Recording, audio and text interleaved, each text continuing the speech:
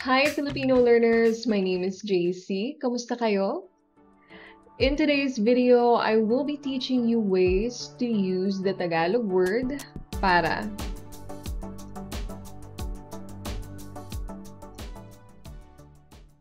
First, para can mean for, as in the way you use for when you mean for someone. Now, you can both say para kay and para kina. These two are used when you've specified the name of the person or persons.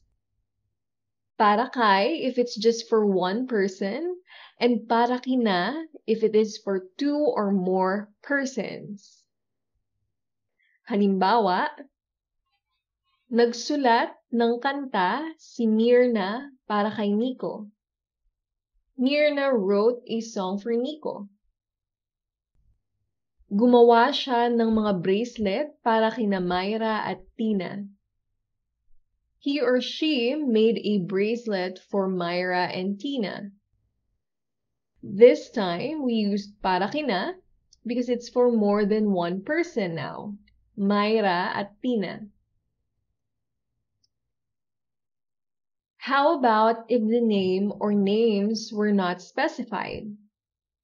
You use para sa. Halimbawa, nagluluto ng ulam si Jepoy para sa mga bisita. Jepoy is cooking food for the guests. Now let's talk about the word ulam very quickly. There really isn't a word in English for this Tagalog word, but I'll explain to you what it is. Ulam is a dish that we Filipinos pair with rice. Because, well, we love rice. We eat it every day, breakfast, lunch, and dinner. But we don't eat rice by itself, right? Because it doesn't really have any taste. We usually pair it with another dish. And that other dish is what you call ulam. It could be adobo, caldereta, fried chicken, or any dish. If you pair the dish with rice, you call it ulam. Okay, next. Bibili ako ng mga laruan para sa mga bata. I will buy toys for the kids. Nagbitbit ng pagkain si Rico para sa kanila. Rico brought food for them. So for this one, when we use pronouns, in English, these are me, you, her, him, them, like in our example, for them. In Tagalog, when we are using para sa, we use the Tagalog possessive pronouns after it. As you can see in this example, not the Tagalog subject pronouns nor non-subject pronouns. Instead, we will use these. So it should be para sa akin, para sa iyo, para sa kanya, para sa atin, para sa amin, para sa inyo. And like in this specific example, para sa kanila. So yeah, that's one thing you will have to remember. You use possessive pronouns when you're using para sa.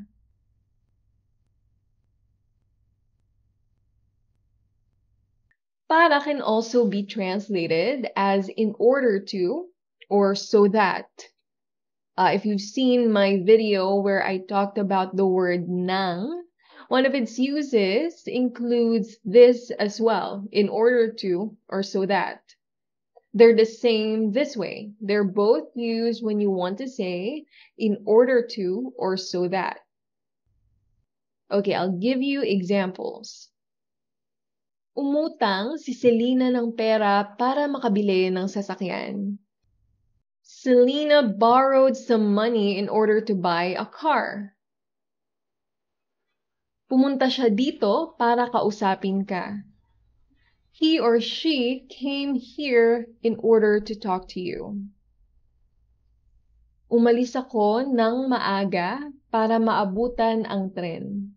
I left early in order to catch the train.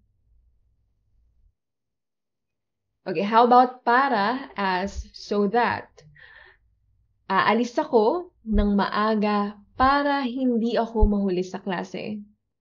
I will leave early so that I will not be late in class. Nag-aaral ng mabuti si Margaret para hindi siya bumagsak sa exam.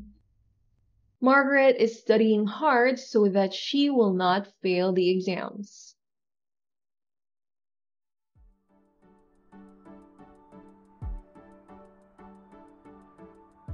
Well, there you go. That's it for this video. If you like this, give us a thumbs up. That really helps the channel. And for more videos like this, you may subscribe to this channel. Maraming salamat sa panonood. Sa susunod ulit. Paalam.